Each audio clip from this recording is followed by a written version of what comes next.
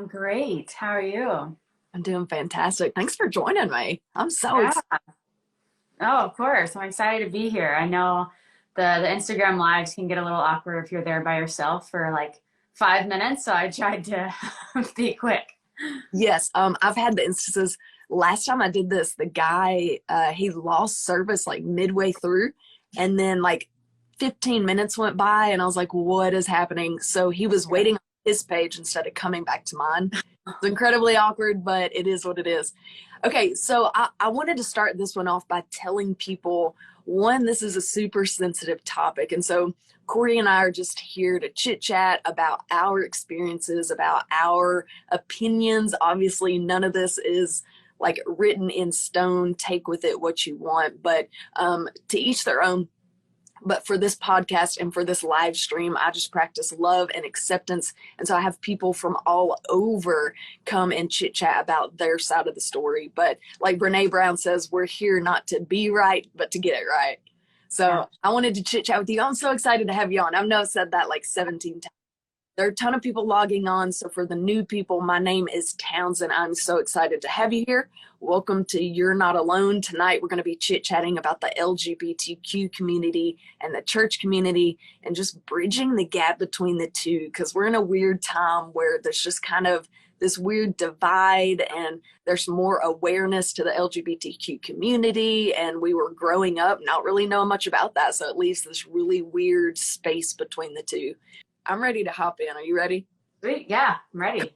Okay, so who the heck is Cori? So tell us a little bit about yourself. I know I ran into you. I saw you on the Only Human page, which we're both advocates and followers of them. I love what they stand for, love and acceptance. Bree Pear and I have gotten to be really close. So I'm all about supporting, women, especially in power. So I love companies that started like that. Anyway, you were on there doing a one-on-one, like a live, and I was like, I like her. I need to be friends. And it turns out that we are from the same town. Yeah. Stop. Stop. Okay, so tell us, who is Cori? Well, I am Cori. I am 26 years old. I was born and raised in Central Arkansas. Go Bears. Born and raised there, graduated from Conway High School.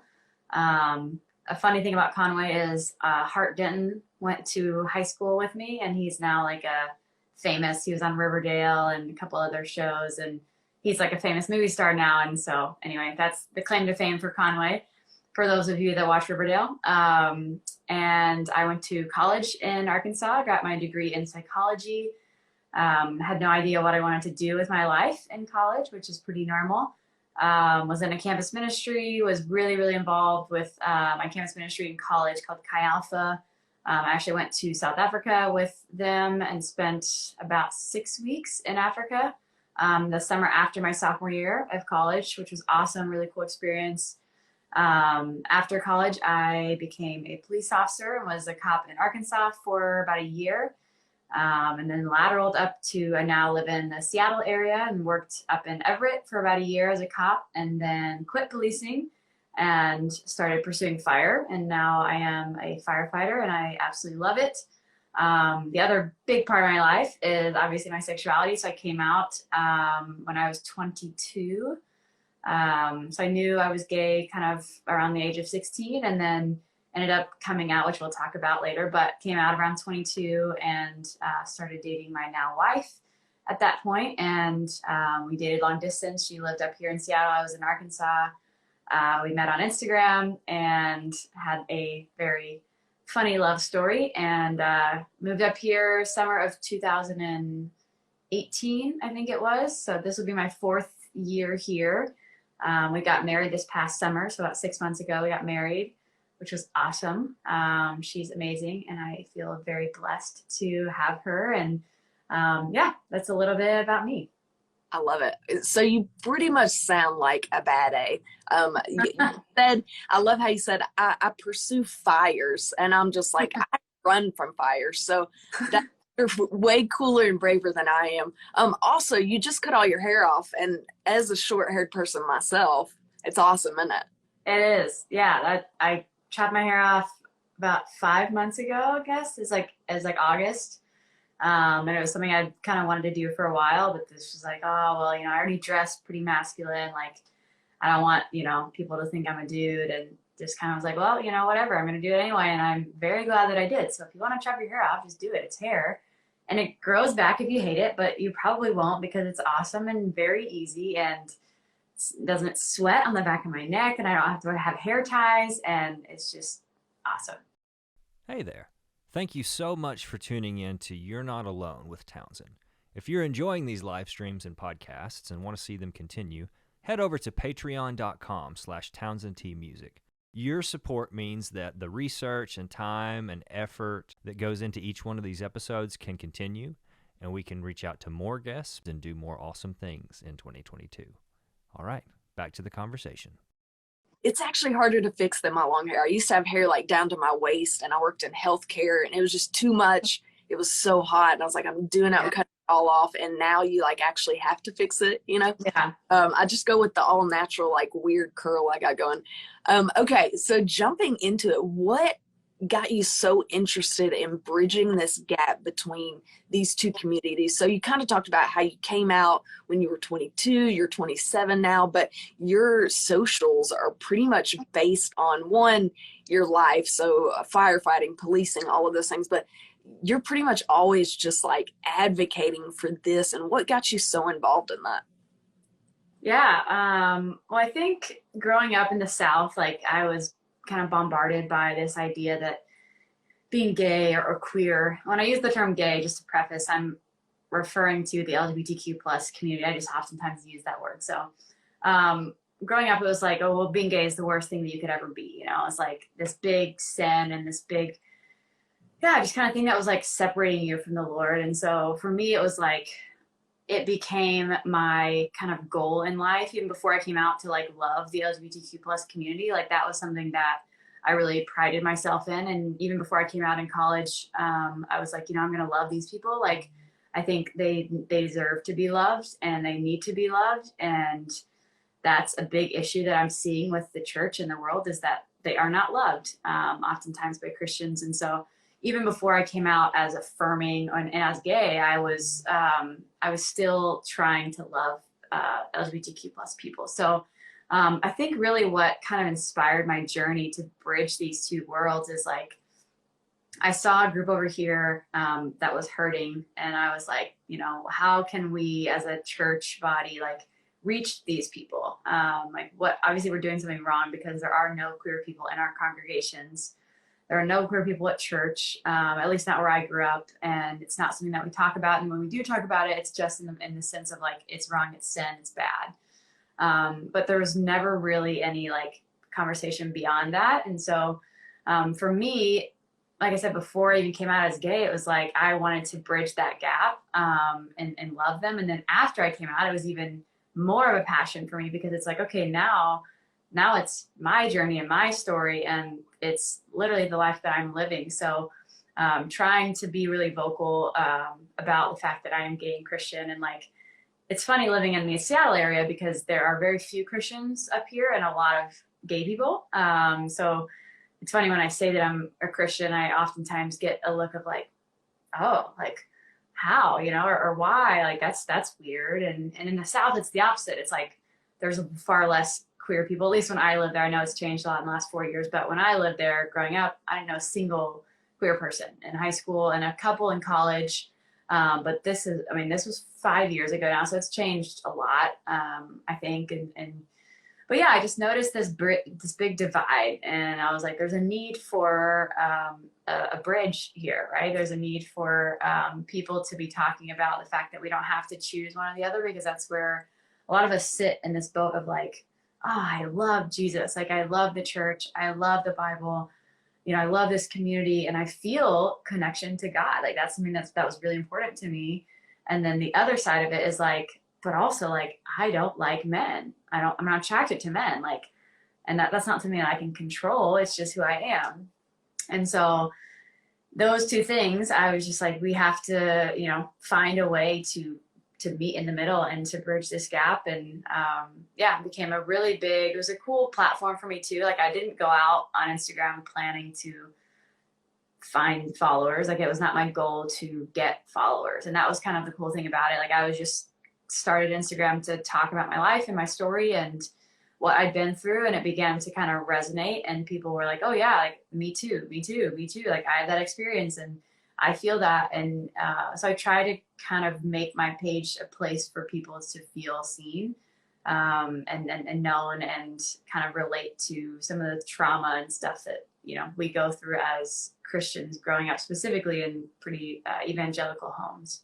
Yeah, I love that so much. And that's kind of why I wanted to have you on, which you and I got to chit-chatting after your live, like I said, that I saw you on, found out we were from the same town. That just blew my mind, because we are now on like different sides of the US. But yeah, so I love that so much. And I really connected with that, because part of my page is I want to bring awareness and I want to bring love. And it just blows my mind. And it's just really cool to meet somebody with the same desire to spread love and awareness. And I feel like this is just there's just a weird divide and this weird wall that's stuck up. And even my friends that consider themselves in the LGBTQ community, I'm really close with them, and we'll sit down and chit chat, and there's so much religious trauma and so much religion-based trauma in their life that they can't even think about God or Jesus. And then on the other side, I've got all these Christian, I guess we'll call them straight friends in this community, and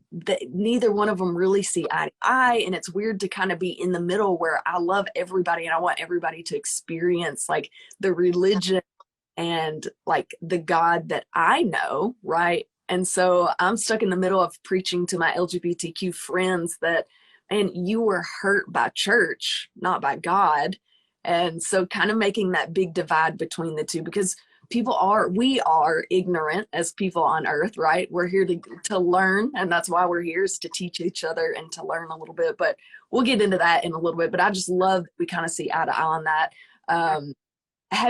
So you've gotten tens of thousands of followers through doing all this and through standing up for these both communities coming together and people watching your journey. Have you seen a lot of pushback on your page, or are people really accepting of that? Definitely pushback. I think that's something that is probably one of the initially was one of the hardest things for me. It isn't really anymore, just because I'm so used to it. But at the beginning, it was like really, really hard for me, because I kind of, my page pretty much took off after I came out pretty quickly. Like, I don't know how many followers I had before I came out, but not a lot. I didn't use Instagram a whole lot. And then once I came out, it was like, oh, I need the world to know that like they're not alone, and I want people to know that they're loved. And so kind of became an outlet for me. And I made a lot of friends on Instagram, because again, I lost pretty much all my friends when I came out. And so kind of finding community on Instagram was really powerful for me. And so, yeah, I got a lot of pushback. I would say now it's not so bad. When the first like year of really posting stuff, like I probably got comments on every post, DMs 4 or 5 times a week. And, you know, most of them I didn't know. A couple of people I knew either from high school or college that were like, you know, you're wrong, you're leading people astray, blah, blah, blah. But like, for the most part, I didn't know people, so that was easier. And it's still every once in a while, like I will get a comment on a post or a reel or video, like our wedding stuff. You know, we got married this past summer, and we had several people comment on our wedding photos, like, this is an abomination. Like, you know, how could you post things like this that are clearly leading people astray, you know? And I'm like, you know, get off my page. Like, I don't want you here. Why are you here? Why are you commenting on my page? Like, I don't go to your page and comment on your stuff. Like, that's the weirdest thing to me, is like, why do you feel the need to go to someone else's page that you think is sinning and tell them that they're sinning? Like, that's so weird to me. How much time do people have on their hands to go search for people that they think are wrong and then tell them that they think that they're wrong? Like, Yeah. I literally just did a podcast with a guy and we talked about mental health in the Black community, or the African-American community as a whole, because it's definitely, mental health is hard in Caucasian community, and that's the only one I know about. So I want to expand it, and not only males, but African-American males. So we talked about that, and I had this guy reach out, and he was like, I hate your stuff. You shouldn't be on here, because I posted about that. And I'm like, cool, leave. yeah. Makes me happy for you to get on my page. Yeah. Or if you saying that to me helps you keep from going out on your wife, fine. Tell me whatever you want to. But it's just people are so small-minded, and I hate it so much. Here we are trying to spread hope and love, and you have trolls coming on. So I hate that for you, but I assumed it would be that way. Yeah. The one thing I hear a lot, and you and I've talked about this before, and I kind of asked your opinion because I stood up for someone, tried to advocate for someone. They were like in their 80s in the LGBTQ community, and it makes me laugh because they're in their 80s. They're not going to change their mind. And this guy was coming and basically told her, long story short, that she was going to hell and that yada yada. And it was just the wrong way to go about it. It wasn't graceful. And so I stood up for her. What I felt like, you can preach to people, but don't preach at people, right? That's never going to change anyone's beliefs. And so one thing that I hear a lot in response to when I stick up for people or when I advocate for this community is heterosexuality just makes sense and homosexuality doesn't make sense. And to me, that excuse blows my mind because as humans, and I know you know this, but if you think about it, I also have a degree, so I work in the medical field as well, the healthcare field as well. And one thing I have learned through working in that in the last 9 or 10 years is that we are dumb. People are dumb. We've known human life since the first people were on earth, and we still don't know everything. And we're never going to know everything. You know what I mean? Like Right. Not that long ago, for example, not that long ago, like when our parents were younger, they would take out, let's say, your spleen because they were like, oh, it doesn't serve a purpose. We'll just take it out. Well, now they're finding, oh, it has a purpose. And so it's like you have these organs in your bodies for a reason, and we can't even figure those out, Right. much less to say something just makes sense, Yeah. right? Yeah. It was a really long-winded answer for me to say, but like, what do you think about that? Because I'm just blown away by that excuse altogether. Yeah. I mean, I think it's ridiculous. I think it's something, and I haven't heard it in a while, but I definitely heard it in the first, couple months after coming out. But I would say, I think it's something that people revert back to when they lack knowledge. And I don't say that to be rude. I truly just think that people say that when they don't know.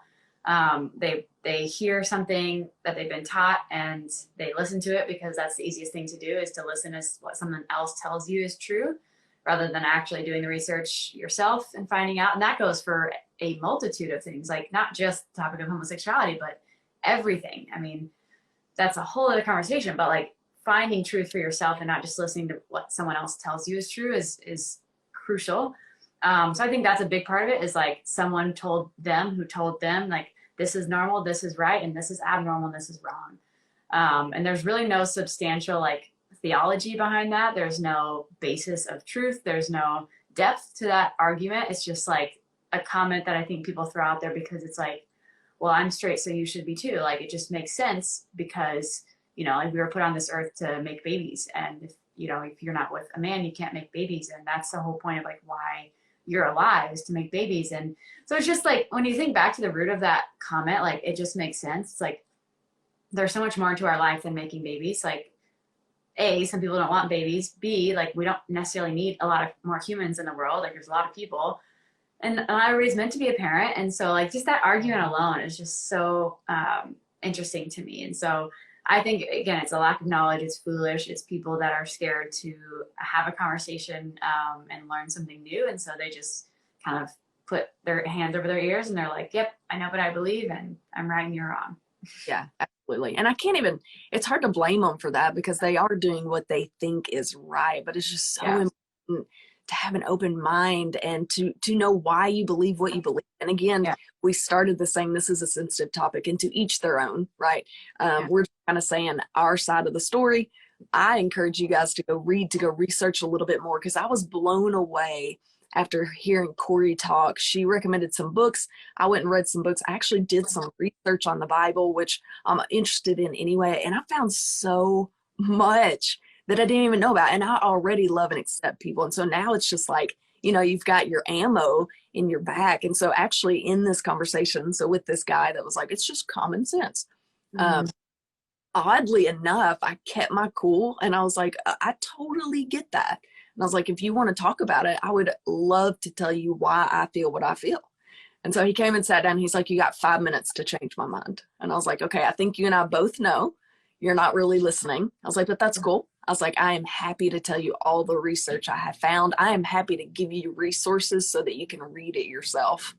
And it ended with him slamming the door on me. He did not want to hear all that. But I will say, after that conversation, I found him asking a multitude of people what their thought was. And so it made him think about it. If anything, he left that conversation thinking like, maybe I do need to think harder, which is okay with me. Right. We got somewhere at least. Okay, so something I found super interesting. One of the books that you recommended to me when I saw you on your live was, I think it was God and the Gay Christian. Was that right? Yeah. Cool. Yeah. Okay. So one of the things that I thought was super interesting, I may totally butcher this quote that they said, but it talked about Adam and Eve in the beginning, right? Mm-hmm. And how God intended for man not to be alone. Right. And that it didn't have to be a man and a woman, because it couldn't have been an infertile woman, and it couldn't have been men because they couldn't have procreated. But the point of Adam and Eve was they had to procreate to make more humans. So it had to be that type of anatomy to make two humans, to make babies. And it actually talks about how God intended for Adam to have a friendship, to have a bond, not this sexual connection, but they ended up procreating. You know what I mean? And so it's really cool to read it that way, because a lot of people with common sense is, well, it's Adam and Eve, not Adam and Steve. And it's like, it couldn't have been, right? Yeah. Right. There would be no one else on earth. Right. So I found that super interesting as well. Yeah, no, that's a phenomenal book. And Matthew is a good friend of mine, the author, and he's incredible and like just such a good guy and great author and incredible theologian. So highly recommend that book. I'm going to need you to get his autograph for me. I'm kidding. Okay, so what is your end goal with, like, I almost want to say like finding this fame, but more so like just finding all these followers, all of these ears that you didn't have before? Like, what is your end goal with all of this? Yeah, that's an interesting question. I was like thinking about this, and I was like, I don't know that I've ever thought about it, that I've ever really sat down and been like, well, what's my goal with this, you know? And when I make a post, I tend to think more short term than I do long term when it comes to Instagram. Like, I think, you know, when I make this post, like, who's going to see this? What are they going to think? How are they going to feel? Is this, you know, does this produce fruit? Like, how is this post, these words, going to make people feel? Which is kind of why I struggle with the whole reels thing, because I love to write and I love to like talk about hard things. And sometimes with reels, I just feel like they're so funny and like giddy and short that I struggle a little bit. But I would say my end goal is definitely not like a number of followers by any means. It's not I want to have 100,000 followers, but it's like, hey, I want to keep impacting people and you know, keep getting messages from people that are saying like, hey, I feel seen, like for the first time ever, or like, hey, I read your post and I didn't feel alone. Or, you know, I've had several people at this point. I mean, I lost track. I began to like start counting how many people had messaged me and be like, hey, you saved my life with this post. Like in the first couple of years of me kind of posting stuff and blogs specifically, like I had so many people reach out and be like, hey, I was on the verge of like, you know, taking my life. Like, here's my story. And I'm just amazed at the vulnerability of people, of strangers, to like tell me their life story. Like, I feel so honored to have a platform where people feel safe to like share things with me. And that's something that I really pride myself in, the fact that like I try to respond to every single person that messages me, whether it takes me 6 months, which it does. I apologize sometimes, but I have not yet, as far as I know, ignored a message, like a DM. Like, I really, really pride myself in the fact that I respond to every single person, no matter if the question is like, you know, super deep question about like my story or a piece of advice, or if it's just something, you know, surface level. I try really hard not to be one of those people that just is like, you know, I'm too famous for you. Like, I don't have the time of day to respond to you people anymore. And I've been on the other side of that, where I've like messaged people that have like thousands of followers, millions, you know, and don't get a response. And that's like really tough for me, because I don't ever want to be in that boat where people see me as unapproachable. So I would say my goal is to continue to be approachable, to continue to create a space for people that feel safe and makes them feel seen. And regardless of if I grow, 1 follower a year or 1,000 followers a month, like, doesn't really matter to me. It's more about like the depth of the relationships that I have here. Yeah, I think that's awesome for sure. That's what mine is too. It's just, I thought about that question as well. So my end goal, I feel like, so with music, I don't know how much of my story, how much you follow it line. So what happened basically was I got the rug swept out from underneath me in 2016. I completely hung up music. Basically, I was like bitter towards people, couldn't stand them. I was just like, I was fed up. I felt like people were super selfish. And then I realized, like, on my journey and finding myself and remolding myself, that I was the one with the problem, right? And so I made a goal at that time to share my journey and to be vulnerable with people, and same as you, like, be open. And I spend so much time a day getting back to every message and every comment and every email, because my point is I don't want people to feel alone. And I've been in that position where it felt like no one was there or that no one understood. And so the goal of this is, like, I want to provide a community, even if I get to the point where, I mean, I don't think I will, but you get too many messages, it's overwhelming. But you can go to this community that I have set up. Like, I have a private group on Facebook called You're Not Alone. And for people that go on and log on, it's literally just a group, a community where you can go and you can share good days, bad days, advice, whatever you want, but I can at least refer you to somewhere. I've got therapists that I've asked permission to refer people out to them.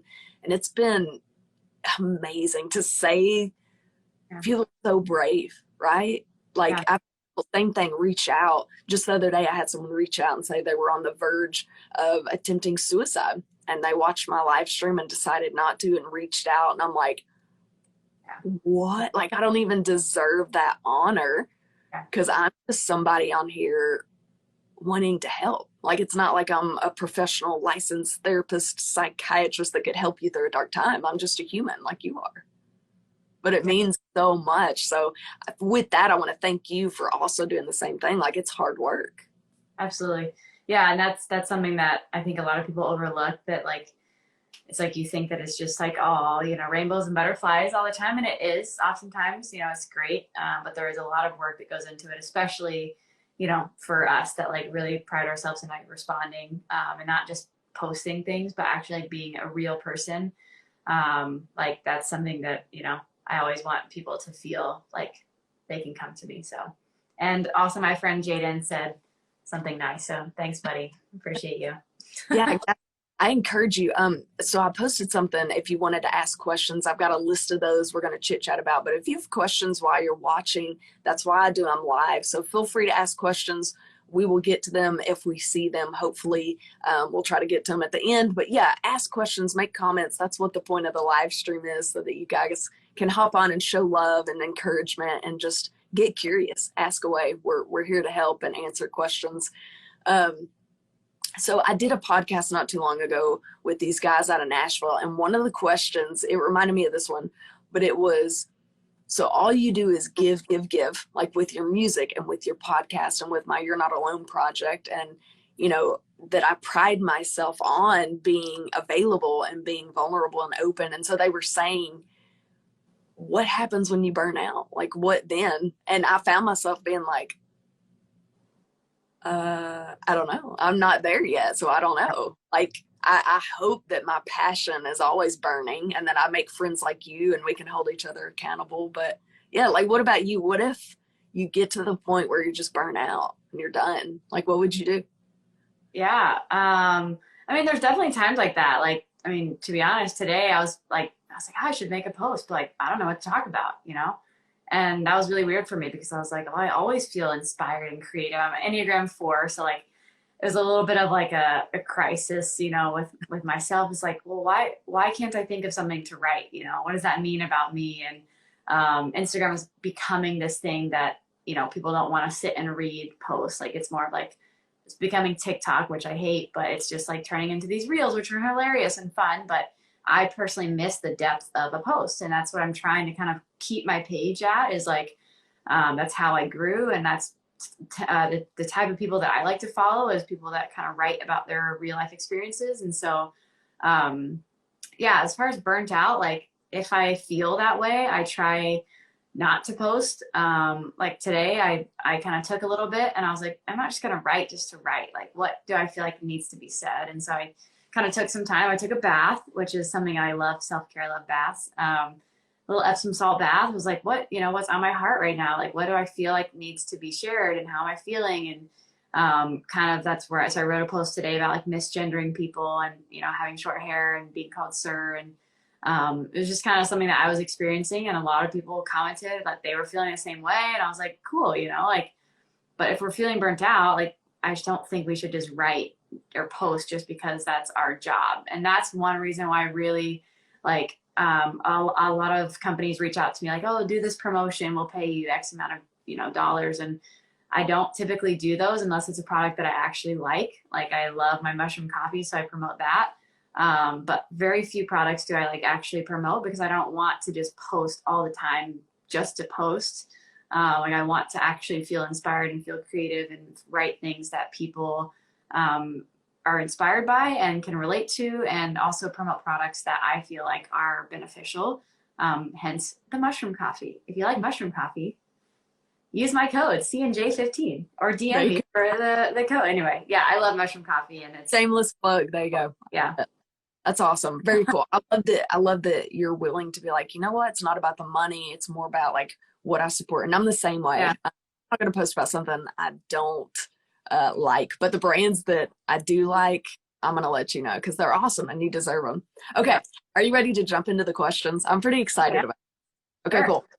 So we got several of them. I narrowed it down to the top few because some of them got kind of deep. So I figured I wanted to give us enough time to chat about them. Okay. Yeah. All right. So number one, is it normal to tell my kids that being gay is okay with God, and feel 100% okay with that?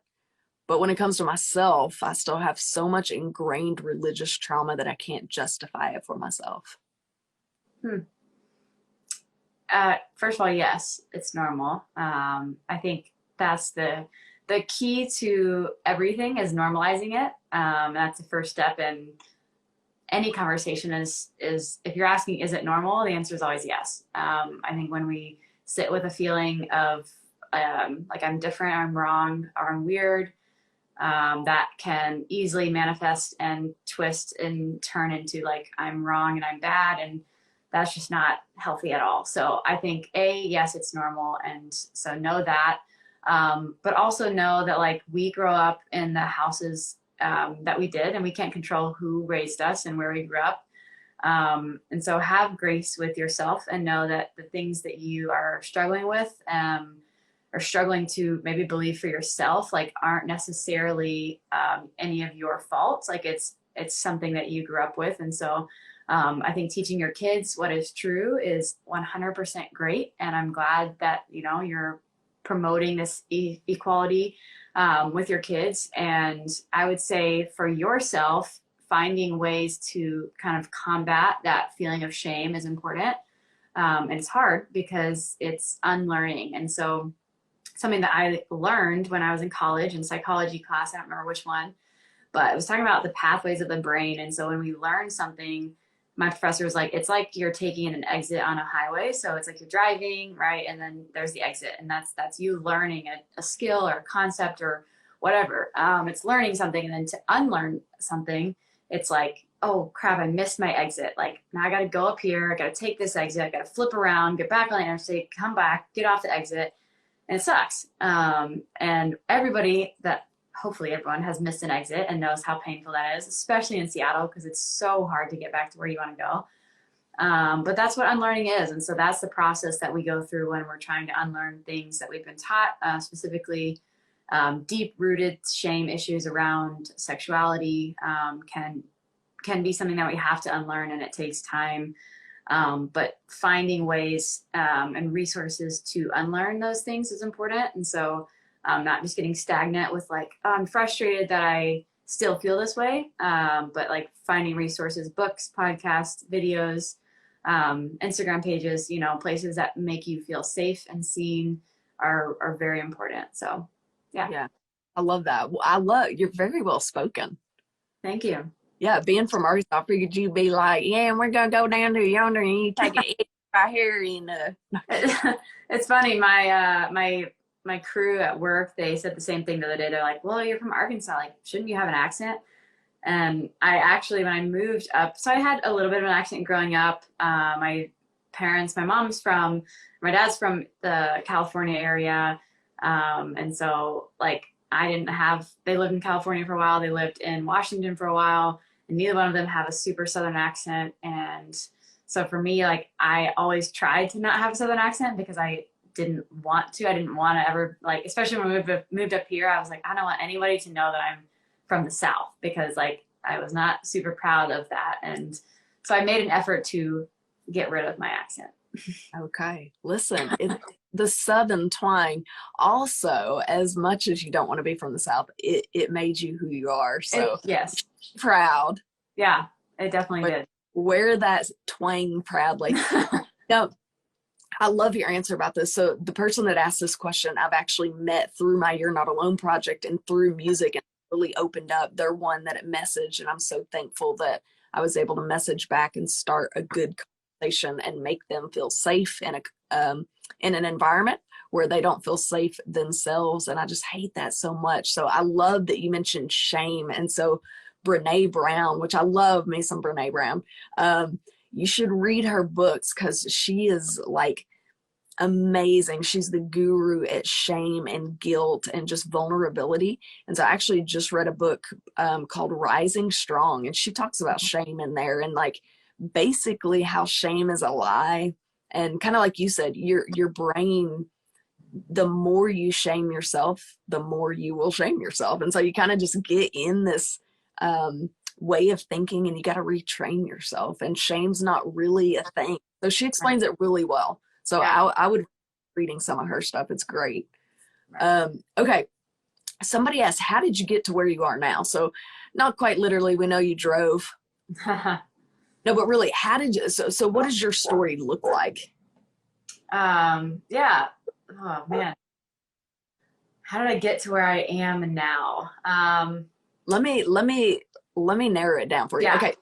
You talked about you're from Arkansas, Central Arkansas. You moved to Seattle.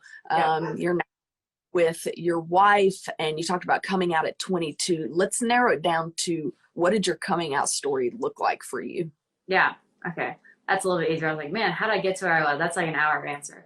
Coming out. Yeah. So how did my coming out story look? I started liking girls when I was in high school. I kind of was like, I'd watch these movies and be like, oh, that, Blake Lively's Sisterhood of the Traveling Pants. Like, wow, I just really think that she's really pretty. Like, or like Vanessa Ann Hudgens in High School Musical. Like, she's beautiful. Just kind of like with these little moments, right? And then when I was in high school, a girl that I was in band with, actually, she was out, and the only out like gay person that I knew in my school. And I thought she was adorable. And so I was like, oh, I'm going to be friends with her. She's 2 years younger than me. And so we started hanging out, and she was my first kiss in high school with a girl. And I was like, oh, like, it was actually kind of funny. Yeah, fireworks, literally. I mean, I was like, I had kissed tons of boys, and I never felt anything. And I always thought like, oh, well, it's because I'm just really pure. Like I wore a purity ring and went through the True Love Waits thing. And if you're familiar with that, it's a crazy thing, but you basically get this ring, and you like sign this paper saying you're never gonna have sex till you're married, and you like pledge your purity to the church and whatever, and your husband, your future husband if you're a girl, and future wife if you're a guy. So I thought I was super pure, didn't kiss any or didn't go any further than kissing with boys, and thought I was just really pure.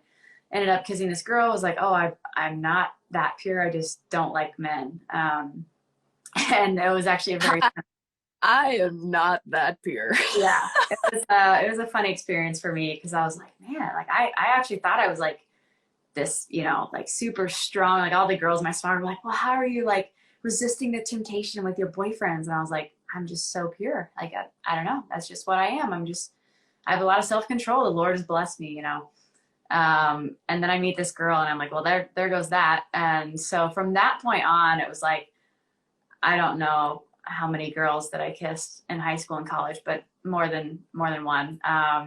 And it was always a thing where it was like, I'd kiss somebody and then I'd repent and then I'd kiss and then repent. And it was this cycle of like, oh, I'm wrong. I'm bad. I'm unworthy. Like, let me go, tell God that I'm really sorry for sinning. And I'd sit in my little prayer closet. I had this like war room that I created and would sit in there and pray, and really, really like a hard time in my life. And nobody knew at that point what I was going through. And so it was really hard. I was very outgoing in college, as you might know. I talked to everybody and I was pretty vulnerable about my story and started becoming transparent about my struggle with same-sex attraction at the time, what I called it, and began to really feel like that was my mission and my call from God was to lead other same-sex attracted people to Christ and help them like find freedom, which is absolutely ridiculous. But that's how I felt. And I was like, I'm going to, help other gay people like not be gay and like just pursue the Lord, and he will take away their same-sex attractions. And because that's what I was told. It was like, well, if you keep praying, eventually, like, God will answer your prayers, or he will give you the self-control to like be celibate. And so I ended up meeting Jess after college. So right after I graduated college, like a couple months after I met her on Instagram, she slid into my DMs. We DM'd back and forth for a while. And just as friends, like kind of chatting about like our journey and our story and our desire to follow Jesus and not be gay. And so that's actually how we started our relationship, was praying the gay away together, which is kind of ironic.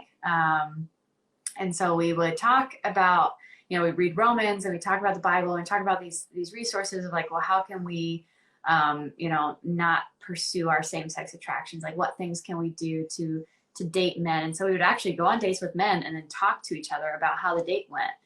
And it was always like, oh, it didn't go that well, or like, I wish it, would have gone better, but there was no like, fireworks or anything for me, no chemistry. And then she was like, hey, well, like we've become really good friends. Like, I'd love to meet you. And I was like, yeah, like, I would love to meet you. Like, we had become really good friends. Like, we talked all the time, every day. And I was going to fly up there and meet her. Then I had a work conflict, and so I couldn't. And so she flew to Arkansas to meet me, which was really cool, like getting to, meet her in person. And it was actually a crazy story. Like, she flew into Little Rock Airport, which, you can just pull in and park. It's not like big airport where you have to like wait. So I like pull in there with my little Honda CRV and park my car, and like she walks out and I see her and I'm like, wow, like she is beautiful. And I'm like, no, stop. Like, what are you doing? I'm like sitting here, like, we're supposed to be helping each other. And I think she's really cute. And so how am I going to help her if I think she's really cute? Like, I'm supposed to be spending the night with her the next 3 nights, like as a friend. And I don't know if I can do this. Like, this is really challenging. And so all these thoughts are going through my head. And she comes up to the car. We hug for like 5 minutes. It's a super long hug. And your ring, you're like, yeah. Like, will you marry me today?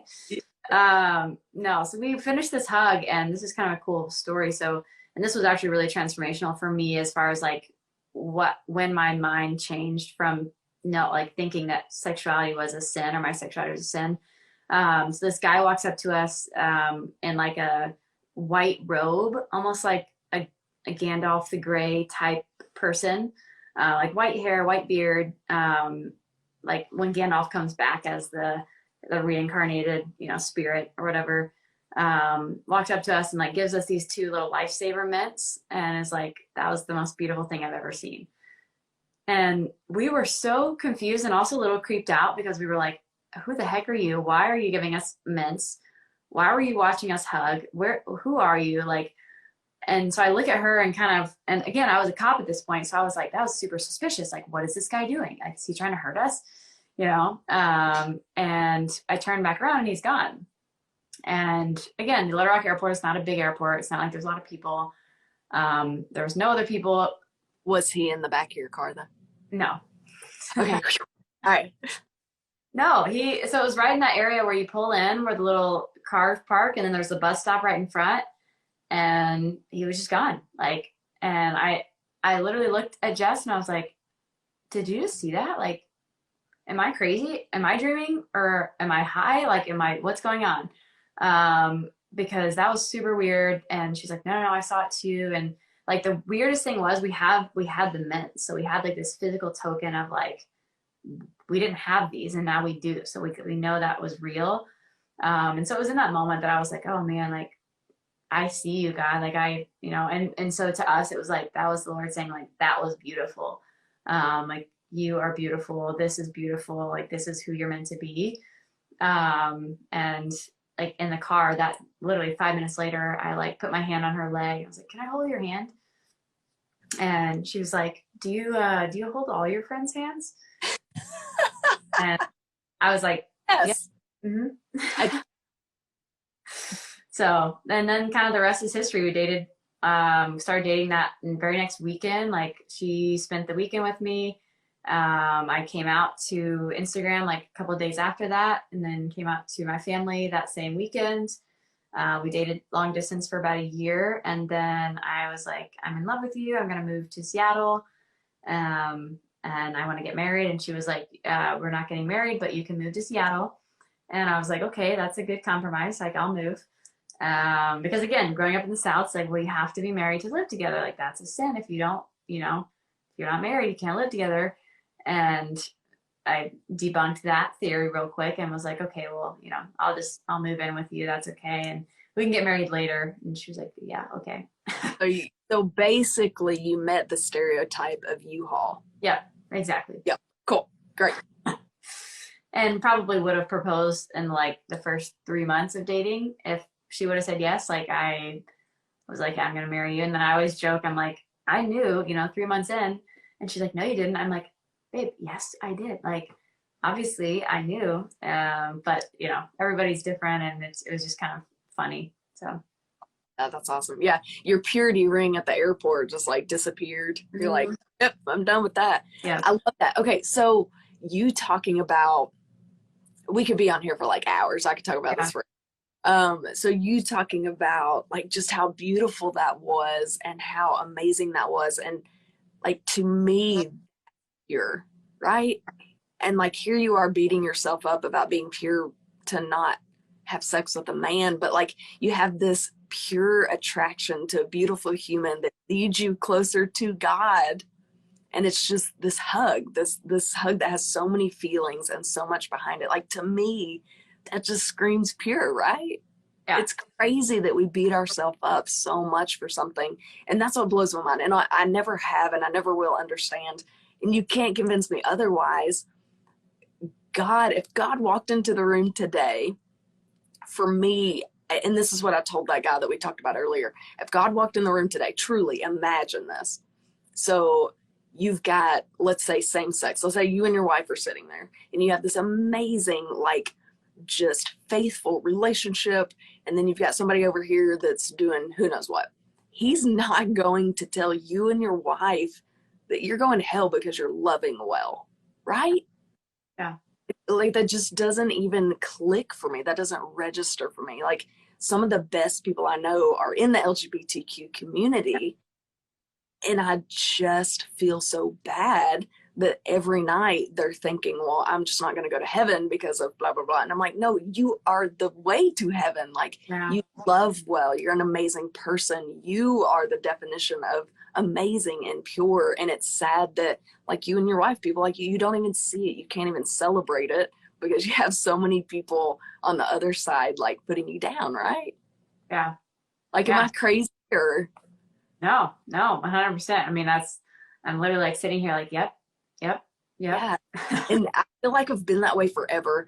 Like my parents very much, well, my mom very much was like, we don't see color. We don't see, like my best friends, I was best friends with the minorities. Like I brought them home. My mom was like, you would pick these children that don't fit in anywhere else. But like, I loved everybody. And so I feel like that's just how I've been my whole life. And so to see, like I said, to be best friends with these people who are the best people I know, some of the best Christians the most faithful people, the most loving people are the ones that the church is turning away. And so for me, that doesn't make sense. Yeah, But like you absolutely. got families, yeah, you got the families that fake happy on Sunday and then go home and do all the wrong things, but they're welcome. Yeah. Yeah. This could be like hours long conversation, but the church to me is meant to be a hospital. It's meant to be for people to come learn God, period. It should not say you can come learn God if you're straight. You can come learn God if you're male. You can come learn God. You know what I mean? The Bible doesn't say that. Yeah. As a matter of fact, it says like a billion times male, female, Jew, Gentile. Yeah. You are part of God. Yeah. We have that verse actually. Let's see if we can see it. So this is yeah. Yes. In Galatians, but Yeah. See, girl, this is why we're friends.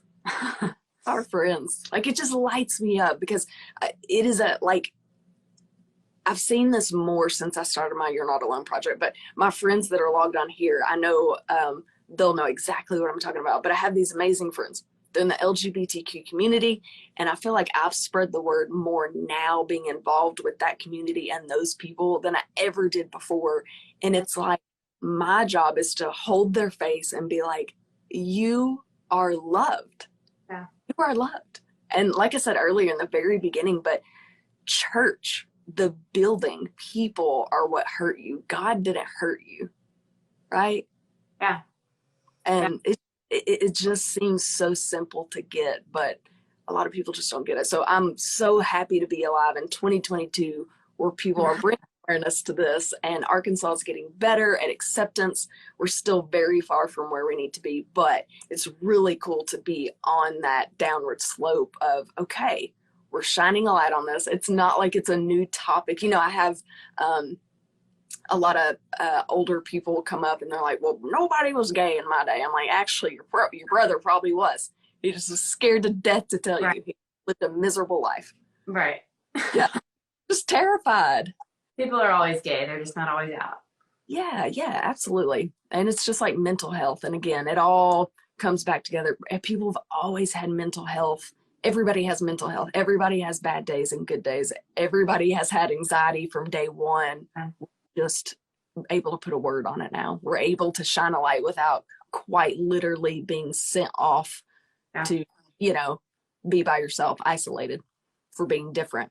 All right. Anyway, I'm off my tangent. Okay, I'm back. I'm reeling back. All right. Did you have differences with your family regarding this topic? If so, how did you handle it and how is it now? Was the next question. Yes. 100%. I had very big differences with my family. I grew up Southern Baptist.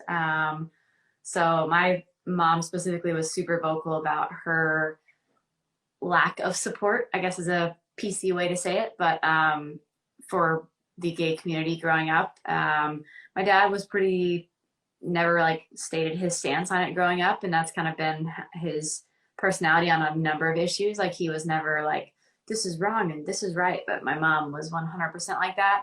My mom took it really hard. When I came out to them, I actually came out in an email, and I posted that email I think last year or something on National Coming Out Day or the year before, but I sent people were asking for the screenshots. So I sent one to my mom, one to my dad, one to each of my brothers. So I sent a separate email to all 4 of my family members.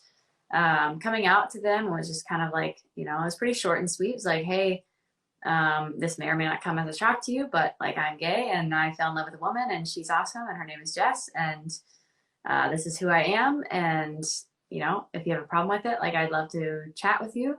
But it's not something that's up for debate. Like, it's who I am and it's who I'm going to be. And I didn't really leave it open for a lot of conversation because I didn't frankly care to at that point. Like, I was pretty sure that they were going to all respond with you're wrong and let me tell you why. And I just didn't really want to hear it. My mom didn't respond to my email, and we didn't talk for 6 or 8 weeks, something like that. And we saw each other every day. I mean, my mom, we live in the same city.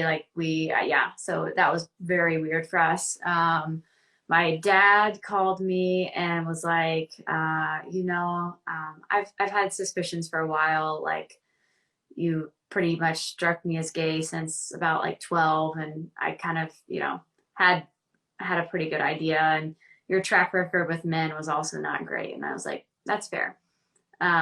Which Thanks. it was. Like, I only dated, I would date guys for like a month or two or whatever. And so my middle brother, Colin, he was my man of honor in my wedding. He and I are super close. He like texted me, was like, I don't care who you date. Like, if you're happy, I'm happy. I was like, cool. And then my other brother, Carter, like was super nice about it. Like, we have different beliefs even to this day. Like, he doesn't, I don't think, agree with it. We haven't had like a conversation about it in a while, but at the time it was like, he thought it was a sin, but no worse than any other sin. And was like, I love you. And I think that, we see differently on this, but like, I respect you and respect Jess, and came to the wedding, and, so that's fine with me. Like, I'm not here to change people's minds. That's not my goal. But yeah, it was really hard. My mom and I's relationship has never been the same. We were super close growing up, and we have never been the same since I came out. And that was pretty hard for me. My dad and I, on the other hand, were not super close growing up, and now we talk like every other day. So, it was kind of an interesting dynamic for me, like kind of switching, from being like super close to my mom growing up, and then now pretty close with my dad. And even with my short hair, like my mom hates it. It's like, I don't want a boy, like I want a girl. And like when I wore tux to the wedding, she was like, well, I thought we were going to go dress shopping. And I was like, Mom, you clearly don't know me at all. Like, if you think I'm going to wear a dress, like I haven't worn a dress in 5 years. And even the 20 years before that, I hated wearing dresses, and you never knew that because you didn't ask, nor did you really care. So it was just kind of like hard for my mom, because she had this idea like who I was going to be as her little girl. And my dad didn't really care. He was like, I don't care what clothes you wear, who you date. Like, I want you to be happy. And, that's all that matters. So yeah, definitely like my family dynamic changed a lot. But my mom came to the wedding and has come to visit us since then. And so, like, I would say she's tolerant of it, and she's definitely getting better, and she'll like post photos of Jess and I on her Facebook. So like, it's getting better. But it was very hard for sure. Man, nothing speaks louder than silence as a response. Yeah, there have been times I've sent, and you stress about it, and you talked about your Enneagram. I'm an Enneagram 6, and so like I feel everybody's feelings. So like I spend way too much time thinking about what I'm about to message, and I'm like, let me word it perfectly, and then I send it. And if it's serious and you don't reply back for weeks, I'm like, oh, that speaks way louder than you reply. And people don't get that. Drives me crazy. Yeah. Well, that's really interesting. That's super interesting. Actually, my mom came up last weekend. She's on here watching. And one thing that she said, my mom's just the coolest, by the way.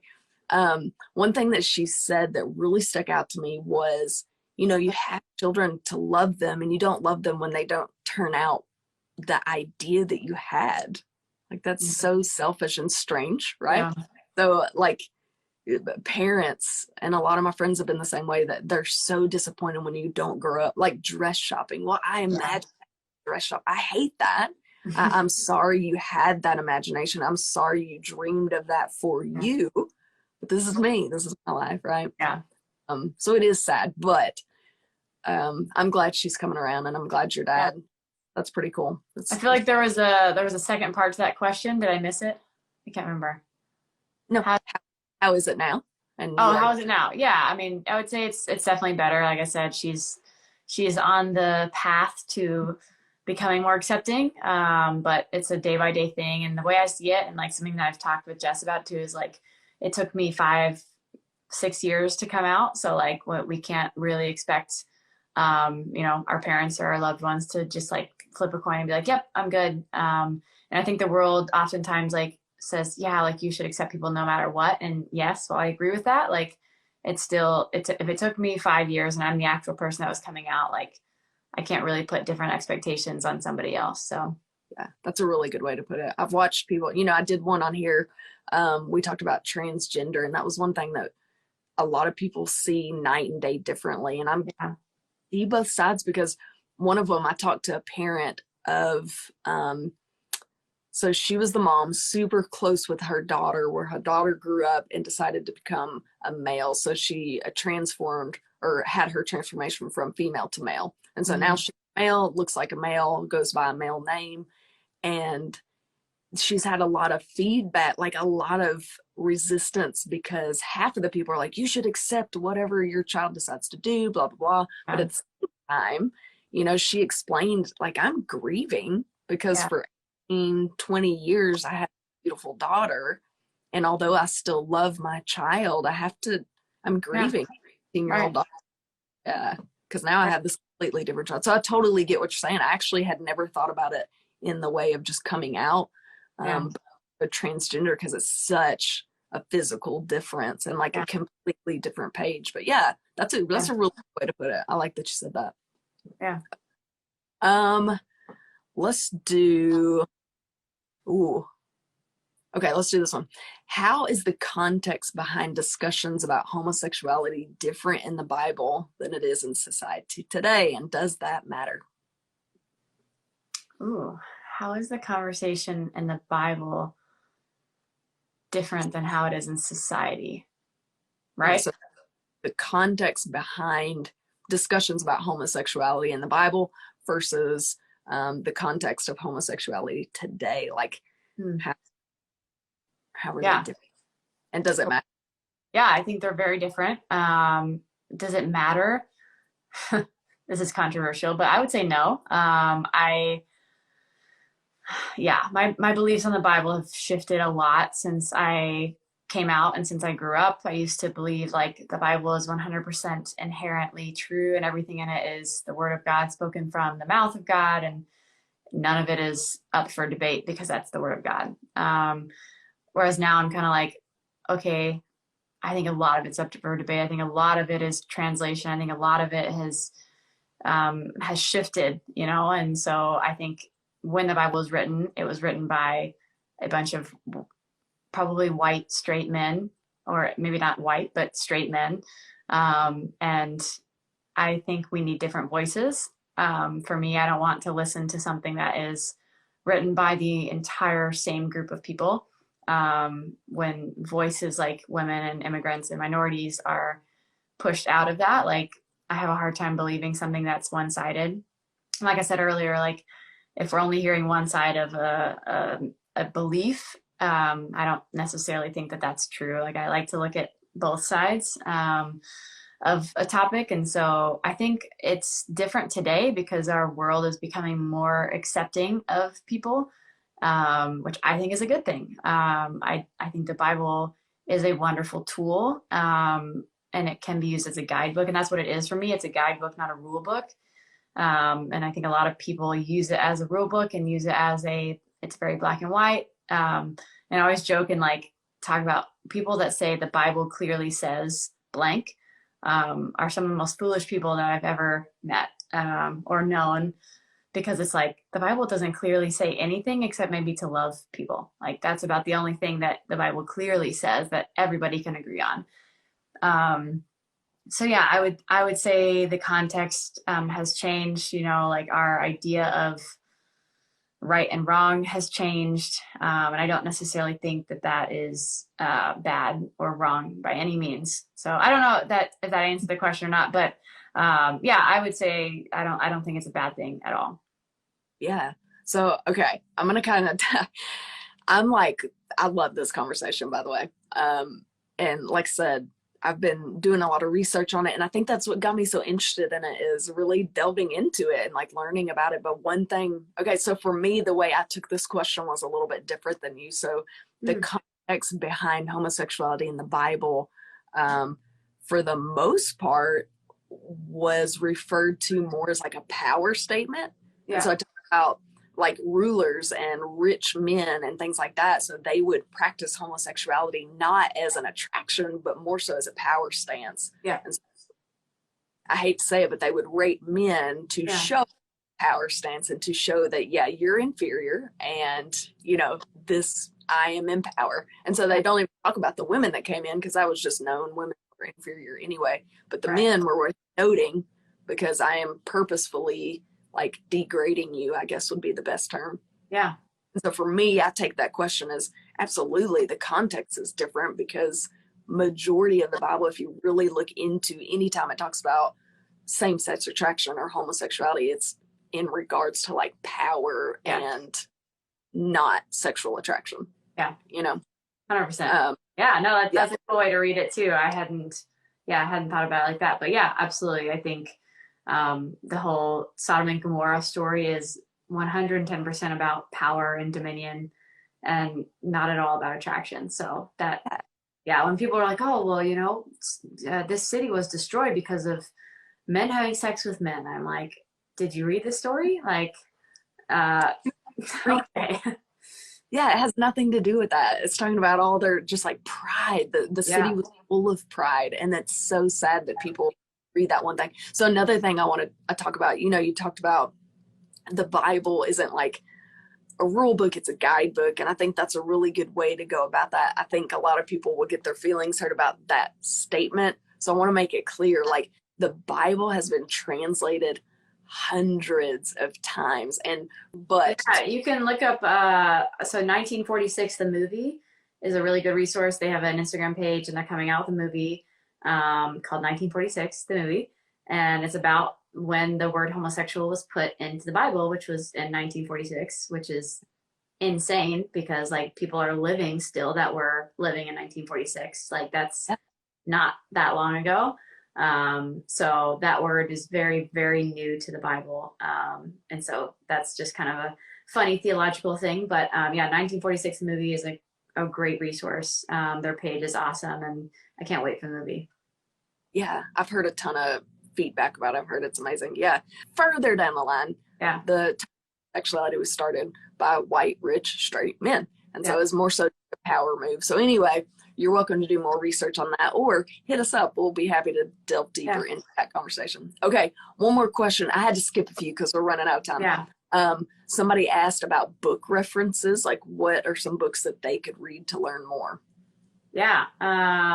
So I'll tell you them, and then if you want, I'll text you them so you can like put them on your page or whatever. Because sometimes when I say them, people are like, oh, I wish you'd write them down. So first one, God and the Gay Christian by Matthew Vines.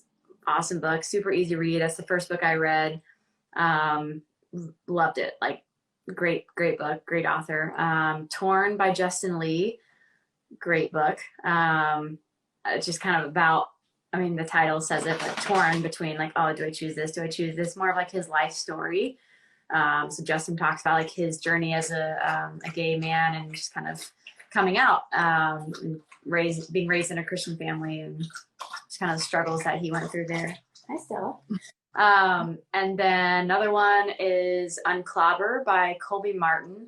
Colby is a good friend of mine that lives down in San Diego and pastors a church there. I can't remember the name of the church, but he is awesome. So if you live in San Diego, look him up. His book is called Unclobber, and it's very good as well. It talks about, so it goes through all of the 8 passages in the Bible. We call them the clobber passages, and kind of debunks all of the theories behind why it's wrong. So it's a really cool educational resource, but it's not super theological to where like you can't read it.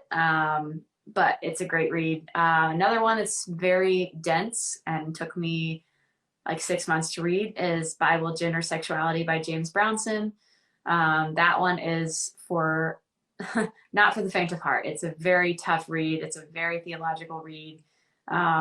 It will take you like an hour to read a chapter. Like it's a good book, but it's for people that really, really want to dive into the theology of it. Whereas the other 3 are more of like a storybook that you can kind of read, while you're having coffee in the morning and then whatever. I'm trying to think if that's it. And then Beyond Shame is another one of my favorites by Matthias Roberts. Phenomenal book about shame and specifically as it relates to sex and sexuality. But it's really, really good. And Matthias is a good friend of mine as well. He lives here in Seattle and goes to the School of Psychology and Theology and is a wonderful person and author. So that's a great book as well. I love it. Awesome. Very good. All right. We'll wrap it up with, what advice would you give somebody that's trying to understand the LGBT plus community, but they were growing up thinking that it was a sin. So they're kind of trying to gap the bridge, but they grew up with this. What advice would you give them?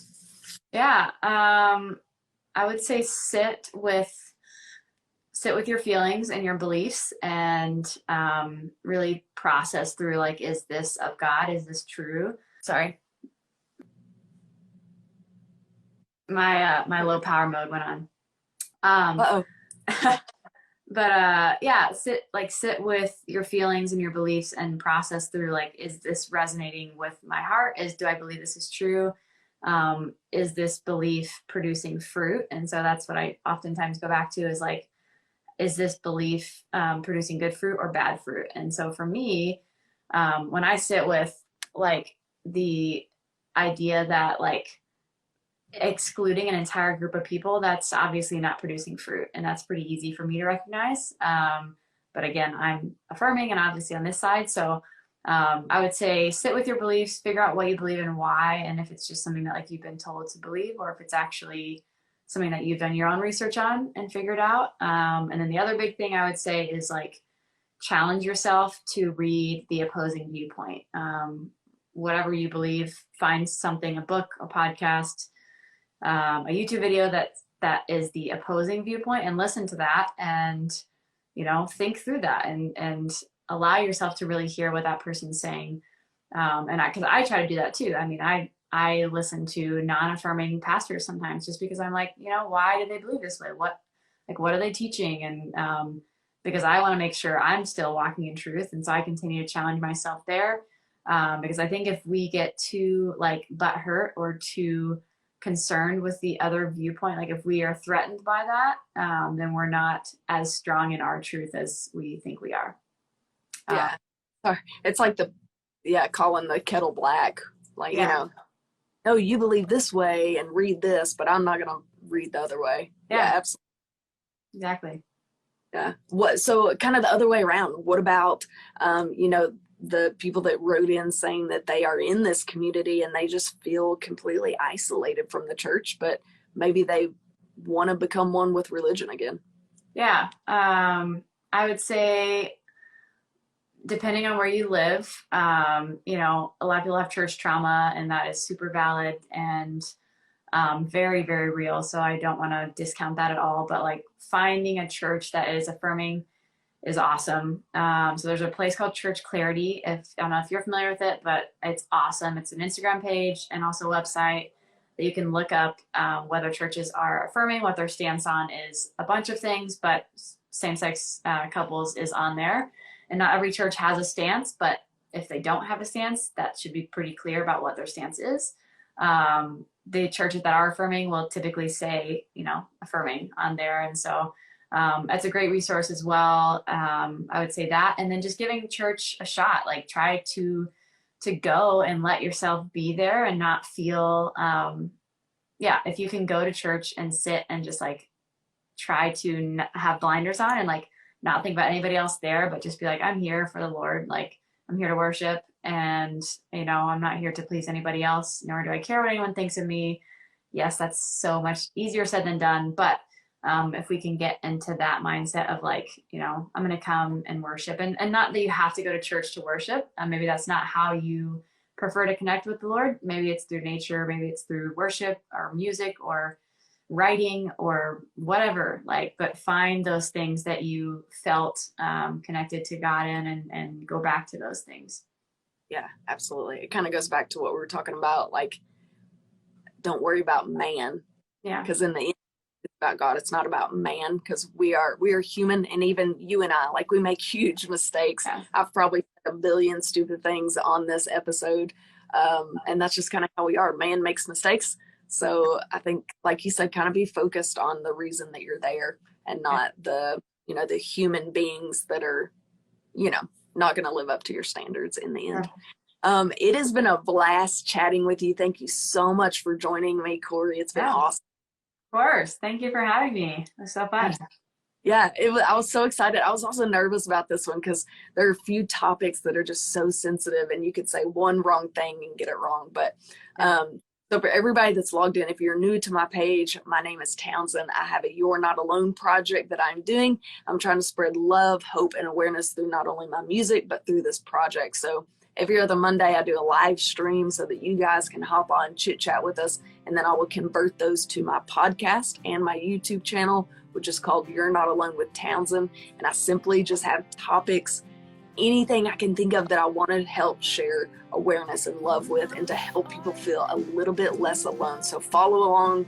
It's awesome. I got people like Cori on here. So thank you so much for tuning in. It's been a blast. Thank you so much for joining me, Cori. Yeah, you're very welcome. Have a great rest of your night. We'll talk soon. Yeah, you too. Tell Jess I said hi. All right, I will. Bye. Bye. If you enjoyed this conversation and are interested in becoming a sponsor, feel free to shoot me an email at townsendtmusic@hotmail.com, or shoot me a message on any social media platform at Townsendtmusic for more information. I would love for you to become a member to help spread awareness that you're not alone. If you're looking to buy or sell, I have the perfect realty company for you. Clark & Co. Realty is located in the Benton, Bryant, Arkansas area, and they understand that buying or selling a home is more than just a transaction. It's a life-changing experience. That's why their team of highly seasoned real estate professionals is dedicated to providing exceptional, personalized services for all their clients. They truly take great pride in the relationships they build, and they always work relentlessly on the client's behalf to help them achieve their perfect real estate goals. They always have the client in mind, and I can speak firsthand when I say how reliable, trustworthy, and quick they were.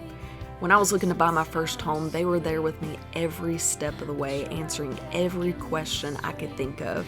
They showed me a great amount of knowledge and patience through the process. It's no wonder they've won so many awards for their outstanding services and their excellent relationships with clients. So if you're looking to buy or sell, there is no better option than Clark & Co. Realty. Selena with Impact Coaching and Consulting is a certified life coach who helps women find harmony with their faith, family, and career. She offers a virtual goals workshop, mastermind group, and a one-on-one private coaching where she helps you identify your deepest purpose, develop a roadmap to reach tangible goals, and encourage you to overcome any obstacles along the way. Selena's worked with hundreds of business professionals throughout the United States, including small business owners, direct sales associates, chiropractors, financial advisors, real estate agents, doctors, professors, teachers, and many more. You can follow her at coach_Selena on Instagram and Impact Life Coaching on Facebook. You'll love the encouragement and the practical tips for finding harmony in your unique life.